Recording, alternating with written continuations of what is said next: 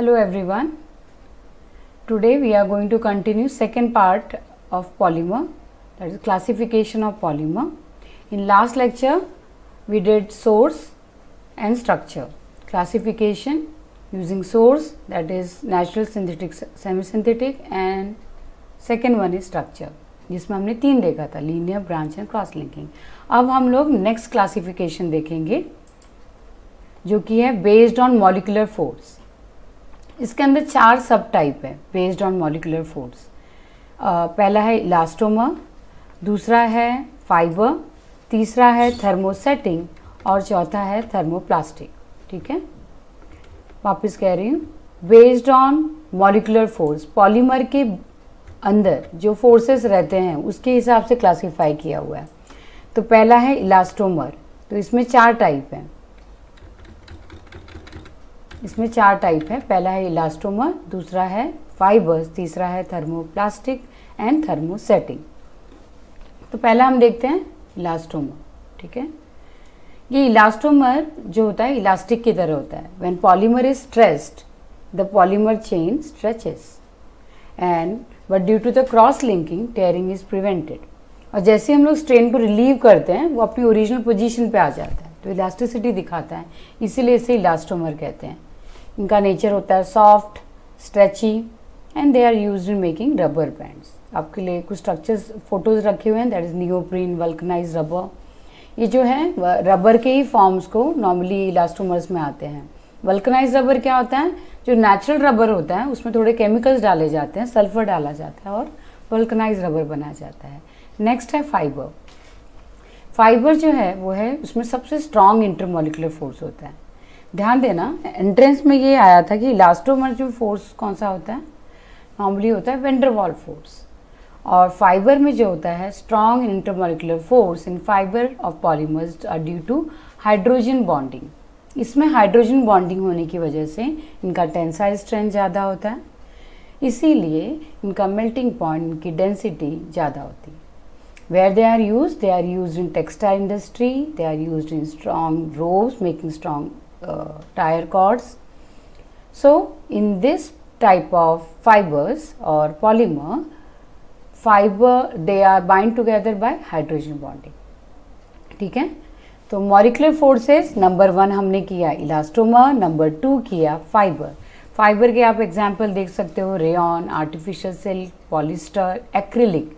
जो एक्रिलिक होते हैं माइका शीट्स वो, और नायलॉन, ये सारे जो होते हैं फाइबर्स होते हैं. तो इसलिए आप इसे जल्दी नहीं तोड़ सकते, बहुत दिन तक टिकते हैं. थर्ड है थर्मोप्लास्टिक पॉलीमर. अब इसकी जो प्रॉपर्टी है ये इलास्टोमर और फाइबर के बीच की होती है. इसको थर्मोप्लास्टिक क्यों कहा जाता है? When you heat this they become soft and when you cool it becomes hard. So Hence, this polymers can be recycled and remolded. आप इसको अलग अलग शेप में कन्वर्ट कर सकते हैं. एक बार अगर प्लास्टिक की बॉटल आपने पी, पानी की बॉटल बिस्लरी ली, पी ली और फेंक दिया, फिर वो रिसाइकल होके वापस कुछ दूसरी चीज़ें उससे बनाई जाती हैं. ठीक है, तो इसका पॉइंट नंबर 1, क्योंकि बहुत इंपॉर्टेंट है, हमेशा थर्मोप्लास्टिक और थर्मोसेटिंग में डिफरेंस पूछा जाता है, ये क्वेश्चन आ चुका है. So thermoplastic में point number 1, on heating they become soft, on cooling they become hard. Point number 2, they can be remolded and recycled. Point number 3, they are either linear or branch chain polymer. And point number 4, example. So polythene, polystyrene, PVC. ये जो सारे example है ये thermoplastic के हैं. Fourth है thermosetting polymer. Thermosetting जो polymer है ये ठीक उसका अपोजिट है. किसका? थर्मोप्लास्टिक का. सेटिंग मतलब ये परमानेंटली सेट हो जाता है. So they do not become soft on heating under pressure, so they can not be remoulded and recycle. ठीक है, अगेन इसमें पॉइंट नंबर 1 क्या है, they do not become soft on heating. Point number 2, they can not be remoulded and recycle. Point number 3, they are cross link polymer and can not be reuse. And number 4, bakelite. Example. ठीक है, तो 4 point 2 marks के लिए thermoplastic and thermosetting. Important question. तो एक classification हो गया, मतलब third classification is done. Now we are doing fourth one. Fourth classification. ये फोर्थ क्लासिफिकेशन जो है ये वाला, ठीक है, this one is fourth, D is fourth one. तो थर्ड में हमने 4 देखे, इलास्टोमर, फाइबर, थर्मोप्लास्टिक, थर्मोसेटिंग। अब आते हैं पॉलीमराइजेशन प्रोसेस पे। बेस्ड ऑन पॉलीमराइजेशन प्रोसेस, मतलब जिस प्रोसेस के थ्रू पॉलीमर्स बनाए जाते हैं उसके हिसाब से भी इसको डिवाइड किया गया है। उसके हिसाब से इसको 3 टाइप्स में डिवाइड किया गया है: addition polymer, condensation polymer, ring opening polymerisation. ना addition polymer, the monomers are alkene and the polymers are formed by chain growth polymerization. Normally इसमें क्या होता है एडिशन पॉलीमराइजेशन में, जैसे मैं यहाँ पे एक एग्जाम्पल लिखती हूँ।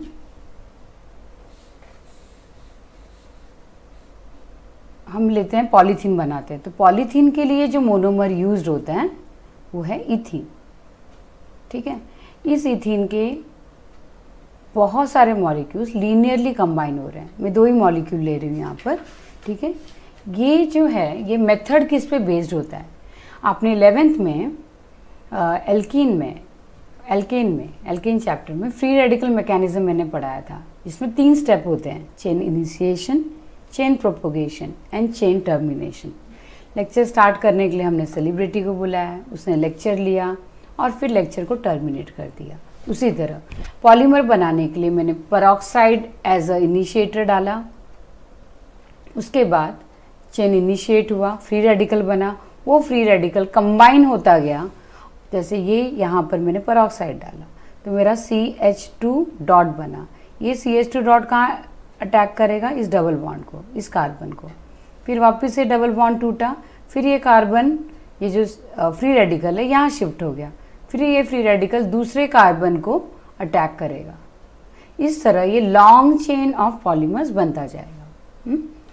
तो एडिशन पॉलीमर में नॉर्मली एल्कीन या एल्काडाइन जिसमें अनसैचुरेशन पाया जाता है, वैसे ही मोनोमर्स यूज़ किए जाते हैं। सेकेंड पॉइंट, ये चेन ग्रोथ पॉलीमराइजेशन भी बोलते हैं इसे, ठीक है। एडिशन पॉलीमराइजेशन को चेन ग्रोथ पॉलीमराइजेशन भी कहते हैं। इसमें एक ही तरह के मोनोमर्स होते हैं। जैसे जब मैं पॉलीथीन बना रही हूँ तो मैंने मोनोमर क्या यूज़ किया है? इथीन। इथीन का लॉन्ग चेन मैंने कंबाइन करते गई हूँ। हम लोग इसे डिटेल में देखेंगे।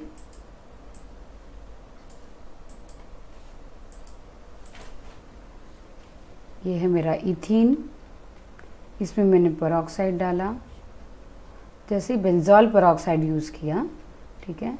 इसमें आपका बन गया ये H2CCH2 फ्री रेडिकल। ये फ्री रेडिकल ने, अब हम लोग सेकेंड स्टेप में क्या करेंगे? ये चेन इनिशिएशन हुआ, अब चेन प्रोपोगेशन होगा, जिसमें वो डबल बॉन्ड को अटैक करेगा सेकेंड मॉलिक्यूल के। तो ये जो फ्री रेडिकल है is a highly unstable species which will attack to double bond. तो ये जो फ्री रेडिकल ये शिफ्ट होगा, अब क्या होगा देखो, CH2 इस कार्बन पर अटैच हुआ, फिर मेरा ये जो फ्री रेडिकल है यहाँ पे आ गया, फिर ये वापस क्या करेगा? ये चेन लंबा चलता जाएगा, जितना लंबा मुझे पॉलीमर चाहिए। लास्ट स्टेप चेन टर्मिनेशन में CH2 CH2 ये 2 फ्री रेडिकल कंबाइन हो जाएंगे और आपका चेन टर्मिनेट हो जाएगा एक बॉन्ड बनाकर। प्लीज़ इस के प्रोसेस को जिनको याद नहीं आ रहा है, प्लीज़ 11th की टेक्स्ट बुक देखें या 12th की टेक्स्ट बुक भी देखें, इसमें तीनों स्टेप डिटेल में बताए हुए हैं। सो इसमें एग्जाम्पल है ऑर्लॉन, टेफ्लॉन, PVC, पॉलीथीन, ये सारे इसके एग्जाम्पल हैं। अब हम लोग आते हैं कंडेंसेशन पॉलीमर पे, number 2 is condensation polymer. Condensation नाम से मालूम पड़ रहा है कि 2 अलग अलग मोनोमर अलग फंक्शनल ग्रुप वाले कंबाइन होंगे with the removal of by elimination of a small molecule like water or methyl alcohol. Normally this kind of monomer contain ester or amide linkage in the polymer. तो इनके पास polyamide bond होता है, CONH bond होता है, ester bond होता है, COO bond होता है। What is ester? COOO bond. तो these kind of polymer is also known as step growth polymerisation. याद रखना, एडिशन पॉलीमराइजेशन को चेन ग्रोथ पॉलीमराइजेशन भी बोलते हैं और कंडेंसेशन पॉलीमराइजेशन को स्टेप ग्रोथ पॉलीमराइजेशन बोलते हैं। लास्ट ईयर तक यही दो मेथड थे क्लासिफिकेशन में। इस साल से इन्होंने थर्ड मेथड डाला है, that is ring opening polymerisation. ये न्यू मेथड है। न्यू मेथड मतलब है ऑलरेडी टेक्स्ट बुक में, नाम अलग दिया गया है, रिंग ओपनिंग पॉलीमराइजेशन। इस तरह के पॉलीमराइजेशन में रिंग मोनोमर होते हैं, मतलब आपका जो मोनोमर है वो डबल बॉन्डेड नहीं होगा, एक रिंग कंपाउंड होगा। जैसे हम लोग नायलॉन बना रहे हैं, ये है नायलॉन 6 का एग्जाम्पल। नायलॉन 6 का रिएक्शन लिखा हुआ है जिसे लेक्टैम कहते हैं, ठीक है, और इसको एप्सिलॉन कैप्रोलेक्टम भी कहते हैं। जब इसको स्ट्रॉन्ग एसिड या बेस से कैटेलाइज किया जाता है तो ये जो चेन है, रिंग चेन, देखो इस तरह यहाँ से टूटती है NH और CO के बीच में, ठीक है। ये यहाँ पे टूटी, CO के बाजू वाला कार्बन ये है आपका अल्फा, दैट इज नंबर 1 2 3 4 5, मतलब आपके पास 5 CH2 बॉन्ड है। ध्यान से देखना आप, इधर NH है और इधर CH2 5 टाइम्स और इधर CO है, मतलब आपका ये पूरा रिंग टूट के लॉन्ग चेन ऑफ पॉलीमर बना है। जहाँ पे भी रिंग टूटता है उसे रिंग ओपनिंग पॉलीमराइजेशन कहते हैं। और इसमें सबसे बेस्ट एक ही एग्जाम्पल है, दैट इज नायलॉन 6, ठीक है। ये हुआ आपका नंबर 4 क्लासिफिकेशन। अब हम नंबर 5 पे आ रहे हैं। नंबर 5 है आपका बेस्ड ऑन मोनोमर, ठीक है, बेस्ड ऑन मोनोमर।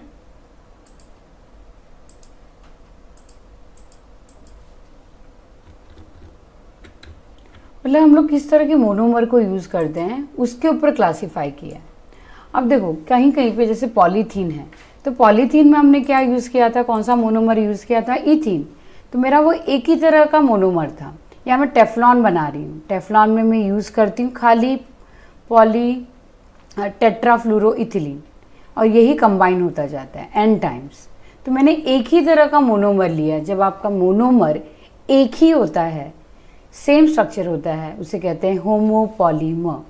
तो मेरा फर्स्ट है homopolymer, homo means same, so they are composed by joining together the monomers of the same structure. See इस नोट्स में आप जब लेक्चर अटेंड सुन रहे हो तो इसमें जो भी डेफिनेशन है आप एज इट इज़ लर्न करो आपके फाइनल एग्जाम के लिए। At the end of this lecture you will get PDF of your text book. Try to solve it. If you don't understand, call मी या सर को call कीजिए, आप message कीजिए, आपका डाउट सॉल्व किया जाएगा, ठीक है। आपको सारे आंसर्स इसी लेक्चर में मिल जाएंगे, ठीक है। They are compose by joining together the monomers of the same structure. उसी में हिट्रोपॉलीमर को सेकेंड टाइप है। सेकेंड टाइप आपका है कोपॉलीमर। हिट्रो भी बोलते हैं, को भी बोलते हैं। हिट्रो में क्या होता है, दो अलग अलग तरह के मोनोमर होते हैं। जैसे हमने लिया है नायलॉन 66। नायलॉन 66 में हम यूज़ करते हैं एडिपिक एसिड एंड हेक्सामिथिलीन डायमाइन। तो दो अलग अलग मोनोमर है और कंबाइन हो रहे हैं, उसे कहते हैं हिट्रो और कोपॉलीमर। ओके, ये हो गया आपका नंबर 5 क्लासिफिकेशन। अब सबसे लास्ट क्लासिफिकेशन है नंबर 6। नंबर 6 है आपका based on degradation. Now based on degradation क्या है? बेस्ड ऑन डिग्रेडेशन है कि जो आपका पॉलीमर है अगर अपने आप एनवायरनमेंट को पोल्यूट किए बिना अपने आप ख़त्म हो जाता है या डिस्ट्रॉय हो जाता है, that is known as biodegradable polymer. These are those polymer which can decomposed under aerobic or anaerobic condition as a result of the action of microorganism. For example, PHBV, nylon 2, nylon 6. Example, when you eat capsules, capsule के ऊपर जो plastic की coating होती है वो normally PHBV या dextran की होती है। वो होता है आपका बायोडिग्रेडेबल पॉलीमर। जैसे ही आपके पेट में जाता है, आपके पेट के एंजाइम्स उसे अपने आप डिग्रेड कर देते हैं और ख़त्म हो जाता है। और नॉन बायोडिग्रेडेबल पॉलीमर क्या है? ऐसे polymer which can not be broken down by micro organism and act as a source of pollution, जिससे पोल्यूशन होने का डर है। फॉर एग्जाम्पल प्लास्टिक, ठीक है ना, एक प्लास्टिक की थैली को ख़त्म होने के लिए 4000 ईयर लगते हैं। तो आप जस्ट इमेजिन करो, इतना बड़ा डंपिंग ग्राउंड है प्लास्टिक का, या हम लोग जो प्लास्टिक यूज़ कर रहे हैं वो कब डिस्ट्रॉय होगा। उससे हमारे अर्थ के इकोसिस्टम को बहुत ज़्यादा नुकसान हो रहा है। ये सबसे इम्पॉर्टेंट बात है। तो अभी जो पॉलीमर्स बन रहे हैं, कोशिश की जा रही है वो सारे क्या बने, बायोडिग्रेडेबल, जिससे अर्थ को मदर अर्थ को कम से कम नुकसान हो। तो आपका एक पार्ट क्लासिफिकेशन इज डन। वापस से मैं एक बार रिवाइज करवा देती हूँ। हमने 6 टाइप देखे हैं। 6 टाइप में नंबर 1 देखा बेस्ड ऑन सोर्स। सोर्स के अंदर 3 था, natural, synthetic, semi synthetic. Number 2 था based on structure, linear, branch, cross linking. Number 3 था based on molecular force, elastomer, fibre, thermoplastic, thermosetting. Number 4 था based on method of polymerisation, addition, condensation and ring opening polymerisation.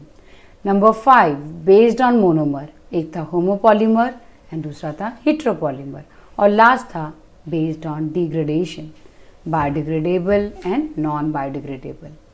अब हम जो देखने वाले हैं वो होगा नेक्स्ट वाला प्रिपरेशन। लास्ट पार्ट जो इस चैप्टर का है वो है प्रिपरेशन। इसमें 12 प्रिपरेशन है, 12 से 13 पॉलीमर्स को बनाया गया है और एक चार्ट जो दिया गया है आपके टेक्स्ट बुक में वो मैंने इधर इंक्लूड किया है। आपको वो बाय हार्ट करना है। चार्ट में बाय हार्ट क्या करना है, आपको मोनोमर याद रखना है। रिएक्शन में याद रखने लायक कुछ नहीं है। अगर आपको मोनोमर याद है तो प्रोडक्ट में भी वही बनने वाला है, सिर्फ डबल बॉन्ड हटेगा और सिंगल बॉन्ड आएगा। तो आपको सबका मोनोमर याद रखना है। जैसे मैं बोलूँ कि पॉलीथीन है तो मोनोमर है इथीन। जैसे मैं बोलूँ पीवीसी है तो पीवीसी का मोनोमर है पॉलीविनाइल क्लोराइड। अगर जब मैं बोल रही हूँ ऑर्लॉन तो पैन तो उसका है एक्राइलोनाइट्राइल। तो आपको इस तरह खाली मोनोमर का स्ट्रक्चर और नाम अगर वो याद रह गया तो पूरा chapter is very very easy for you. ठीक है, let's start with the preparation of polymer. सबसे पहला प्रिपरेशन है नेचुरल रबर। ठीक है, सबसे easy natural rubber. Natural rubber हमने देखा था लेटेक्स ट्री से बनता है। जो लेटेक्स ट्री से जो पाया जाता है इलास्टोमर वो है आइसोप्रीन से बनता है। उसका नाम क्या है, isoprene. So it is a linear polymer of isoprene 2-methyl-1,3-butadiene. It is a cis-1,4 polyisoprene. It has a long flexible chain, weak intermolecular force and exhibit elastic property. वापस कह रही हूँ मैं, ये लीनियर पॉलीमर है। लीनियर पॉलीमर मतलब straight line में add हो रहा है। किसका बना हुआ है ये, आइसोप्रीन का। आइसोप्रीन कॉमन नेम है। इसका आईयूपैक नेम क्या है, 2-methyl-1,3-butadiene। कैसे, आई होप इतनी लंबी छुट्टी में तुम्हें आईयूपैक याद होगा। सो 1, 2, 3, 4 राइट। सो 2-methyl और 2 डबल बॉन्ड है, इसके लिए डाइन। किस पोजीशन में डबल बॉन्ड है, 1 और 3 पे। 1 पे है और 3 पे है। सिंस जब एक से ज़्यादा डबल बॉन्ड होते हैं तो वर्ड यूज़ होता है एल्काडाइन, इसलिए मैं वर्ड यूज़ कर रही हूँ 2-methyl-1,3-butadiene। ठीक है, ये आइसोप्रीन उसका कॉमन नेम है। याद रखना, दोनों नाम आपको पता होने चाहिए। ठीक है, 2-methyl-1,3-butadiene नोट्स में ऑलरेडी दिया हुआ है। अब ये बनाते कैसे हैं, याद रखना, जब भी हम लोग कोई भी पॉलीमर बनाएंगे उसके आगे n टाइम्स लिखेंगे। ये n टाइम्स मतलब हम लिख तो एक ही मॉलिक्यूल रहे हैं लेकिन बन तो लंबा चेन रहा है, बिलियंस ऑफ मॉलिक्यूल कंबाइन हो रहे हैं। अब तुम पेपर पे थोड़ी लिखते बैठोगे। सो उसका शॉर्ट फॉर्म रिप्रेजेंटेशन n है कि वो n मतलब many number of molecules, many molecules. ना अब मैंने आइसोप्रीन को लिखा। अब ये आइसोप्रीन का पॉलीमराइजेशन होगा, डबल बॉन्ड टूटेगा और क्या बनेगा, यस ये डबल बॉन्ड शिफ्ट होगा क्योंकि यहाँ पे और एक मॉलिक्यूल है, इसके आगे भी और एक मॉलिक्यूल है। तो जब डबल बॉन्ड टूटेगा तो क्या हो जाएगा, सिंगल बॉन्ड। ध्यान से देखो, CH2 सिंगल बॉन्ड। तो जो सिंगल बॉन्ड है क्या हो जाएगा, डबल बॉन्ड। यहाँ पे देखो डबल बॉन्ड बन गया। फिर ये जो डबल बॉन्ड यहाँ पे बना तो कार्बन की वैलेंसी डिस्टर्ब हुई तो ये डबल बॉन्ड शिफ्ट हुआ और क्या बन गया, सिंगल बॉन्ड। ऐसे ये चलते जाएगा और नेक्स्ट मॉलिक्यूल से कंबाइन होता जाएगा। ठीक है, आपने किया क्या, मोनोमर को सेम वैसे ही लिखा है, CH2 single bond CH3 double bond CH and single bond CH2। How many times, n times. ठीक है, ये हो गया आपका पॉली आइसोप्रीन रबर। तो ये आपका आइसोप्रीन, और जब पॉलीमर बनता है तो उसके आगे वर्ड यूज हो जाता है पॉली, तो पॉली आइसोप्रीन, और इसी को क्या कहते हैं, रबर। ये हमने नेचुरल रबर बनाया है। हाँ, नेचुरल रबर ऐसे ही रहता है, ऐसा ही बनता है। और ये जो नेचुरल में सिस फॉर्म होता है, सिस 1,4 पॉलीआइसोप्रीन। मतलब जो CH3 है ना, ये डबल बॉन्ड के एक ही साइड में रहेगा। आई होप तुम्हें सिस याद हो। जैसे ये है CH3 CH2, इस तरह, मतलब आगे जब कंबाइन होगा तो सब एक ही साइड में रहेंगे, तो सिस फॉर्म में होता है नेचुरल में। अब आते हैं नेक्स्ट वाले पे, that is vulcanisation of rubber. वो इसी रबर को अगर मुझे इसकी क्वालिटी अच्छी करनी है, नेचुरल रबर जो होता है इजीली मतलब वीक होता है, राइट, उसका वीक मॉलिक्यूलर फोर्स होता है। जैसे आपका रबर बैंड है, अगर मुझे इसे टायर बनाना है तो मुझे उसको वल्कनाइज करना पड़ेगा। मुझे उससे वल्कनाइज मैं कैसे करूँगी, मैं उसमें सल्फ़र ऐड करूँगी। सल्फ़र के परसेंटेज के ऊपर डिपेंड करता है। अगर आप 20 to 30% सल्फ़र ऐड करते हो तो उससे आप टायर बना सकते हो। 2 to 3% सल्फ़र ऐड करते हो तो आप उससे मतलब टायर नहीं, लेकिन उससे वीक क्वालिटी का, उससे कम क्वालिटी का आप रबर बना सकते हो। ठीक है, depends on the percentage of rubber. तो हमें देखते हैं। So natural rubber is soft and sticky and has less tensile strength. To make the natural rubber more strong, tough and elastic, it is vulcanized. इसको invent करने वाले scientist का नाम था चार्ल्स गुडियर। एक बार पूछा हुआ है ये, who was the inventor of vulcanisation of rubber. Last year short note आया था वल्कनाइजेशन ऑफ रबर में। इसका स्ट्रक्चर टेक्स्ट बुक में दिया है 3D dimension. No need of writing structure, खाली ये समझाने के लिए है कि रबर के बीच में सल्फर बॉन्ड बनाता है। आप खाली 2 या 3 लाइन उसके बारे में लिखोगे, that is more than enough. अब आते हैं नंबर 2 पे। Number 2 polymer, polythene. पॉलीथीन भी 2 तरह के पॉलीथीन है, एक है LDP और एक है HDP। मतलब एक लो क्वालिटी का पॉलीथीन है और एक है हाई क्वालिटी का पॉलीथीन। लो क्वालिटी पॉलीथीन के लिए, दोनों तरह की पॉलीथीन के लिए आपका मोनोमर इथीन ही होता है। ठीक है, इथीन या इथिलीन दोनों सेम ही है। Ethylene is common name, ethene is IUPAC name. Now back to the topic. Ethylene को जब in the presence of oxygen या peroxide at the temperature of 350 to 370 kelvin heat किया जाता है at the atmospheric pressure 1000 to 2000, तो मेरा जो polymer बनता है वो LDP बनता है। ठीक है, अब ये जो LDP बना है इसकी प्रॉपर्टी क्या है, इसको यूज़ कहाँ करते हैं। ये जो LDP फिल्म होते हैं बहुत ही फ्लेक्सिबल होते हैं, टफ होते हैं, इनर्ट होते हैं, मॉइस्चर रेजिस्टेंट होते हैं, पुअर कंडक्टर ऑफ इलेक्ट्रिसिटी होते हैं, मेल्टिंग पॉइंट कम होता है 110 होता है, और इसका यूज़ होता है पैकेजिंग बैग में, plastic bag, making toys, insulation for cables, squeeze bottles होते हैं केचप के, वो स्क्वीज बॉटल्स उसमें यूज़ होता है। ठीक है, अब HDP में आते हैं। HDP जो होता है वो आपका लीनियर पॉलीमर होता है with high density due to close packing. Note down करना, खाली टेम्परेचर और एटमॉस्फेयर सबसे बड़ा डिफरेंस होता है कैटलिस्ट का। हमने LDP में ऑक्सीजन या पेरोक्साइड यूज़ किया है, बट हमने HDP में यूज़ किया है Ziegler Natta catalyst. I don't know whether you remember not, 11th में हमने एल्कीन में ये किया था जिगलर-नाटा कैटलिस्ट। बोर्ड्स में महाराष्ट्र स्टेट बोर्ड में क्वेश्चन आ चुका है, जिगलर-नाटा कैटलिस्ट का फॉर्मूला एज अ MCQ ये आ चुका है। सो HDP बनाने के लिए in the presence HDP is obtained by the polymerization of ethene in presence of Ziegler-Natta catalyst, which is a combination of triethyl aluminum। इस Ziegler-Natta catalyst क्या है हम देखते हैं, इसको लिखते हैं triethyl aluminum, 3 times ethyl aluminum plus titanium tetrachloride, इसको बोलते हैं Ziegler-Natta कैटलिस्ट। MCQ के लिए, नीट और JEE के लिए इंपॉर्टेंट क्वेश्चन है। At a temperature of 333 kelvin to 343 kelvin and a pressure of 6 to 7 atmosphere. Note down the difference between pressure, यहाँ पे 1000 था, यहाँ पे 6 to 7 एटमॉस्फेयर है। बस आपका ये HDP प्रिपेयर हुआ। अगर आप HDP नहीं लिखना चाहते हो तो you can write in this way also, ये भी राइट है। डबल बॉन्ड टूटेगा और सिंगल बॉन्ड, बस N टाइम्स। रिएक्टेंट में N आगे होता है, प्रोडक्ट में N नीचे होता है, एंड साइड में। अब आते हैं हम लोग नेक्स्ट में, सेकेंड इज डन। थर्ड, इसके प्रॉपर्टीज पे आते हैं। थर्ड पे जाने के पहले इसकी properties. Property of HDP, HDP is crystalline, melting point is in the range of 144 to 150। इसका मेल्टिंग पॉइंट ज़्यादा है, ज़्यादा स्टिफ है LDP से, इसका हार्डनेस ज़्यादा है, स्ट्रेंथ ज़्यादा है और रेजिस्टेंट भी ज़्यादा है। तो इसका यूज़ कहाँ करते हैं?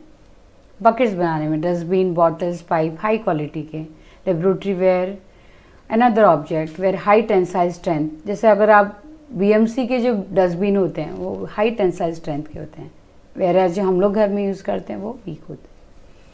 तो उसका स्टिफनेस वो एचडीपी की बनती है, ठीक है।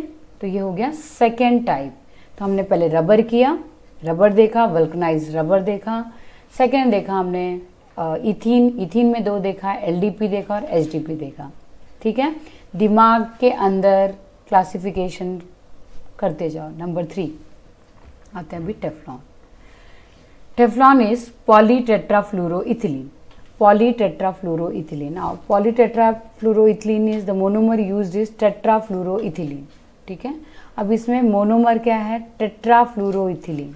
ये जो कुकिंग के पैन होते हैं, ये जो डोसा तवा, नॉनस्टिक तवा होता है, उसके ऊपर जो कोटिंग की जाती है वो टेफ्लॉन की जाती है। Even in I think refrigerant में भी इसका यूज़ होता है, फ्रिज में आई थिंक वहाँ पे भी इसका यूज़ होता है। ये बनता कैसे है? CF2 मैं इसे लिख के बताती हूँ आपको। पॉलीटेट्राफ्लोरोइथिलीन। तो पहले मोनोमर का नाम लिखेंगे हम लोग।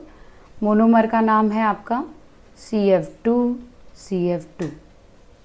4 है, 4 फ्लूरो है, इसके लिए इसका नाम है टेट्रा फ्लूरो। 4 है और 2 कार्बन है, इसके लिए ethene. 2 carbon having double bond. N आगे पॉलीमराइजेशन लिखोगे एरो के ऊपर, ठीक है, पॉलीमराइजेशन। अब ये होगा क्या? जब CF2 और एक CF2 के साथ कंबाइन होगा, जैसे n टाइम से मैं एक लिख के बता रही हूँ, तो डबल बॉन्ड टूटेगा, ये यहाँ से कंबाइन होगा, तो ये क्या हो गया?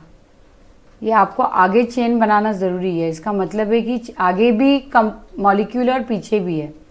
CF2 डबल बॉन्ड टूटा, सिंगल बॉन्ड, फिर ये वापस कंबाइन हुआ दूसरे मॉलिक्यूल के साथ, फिर डबल बॉन्ड टूटा, सिंगल बॉन्ड। ये हो गया आपका n टाइम्स। ये कंटिन्यू ये चेंज चलता जाएगा। तो ये हुआ टेट्राफ्लूरोइथीन, आपका मोनोमर है। इसी से आपने पॉलीटेट्राफ्लूरोइथिलीन, और दूसरा नाम क्या है? मैं शॉर्टकट में लिख रही हूँ PTFE, और दूसरा नाम है टेफ्लॉन, ठीक है। ये आपका है दूसरा। सो हमने 3 देख लिए हैं, 3 पॉलीमर्स, और नेक्स्ट प्रिपरेशन हम लोग नेक्स्ट लेक्चर में कंटिन्यूएशन करेंगे। Thank you very much.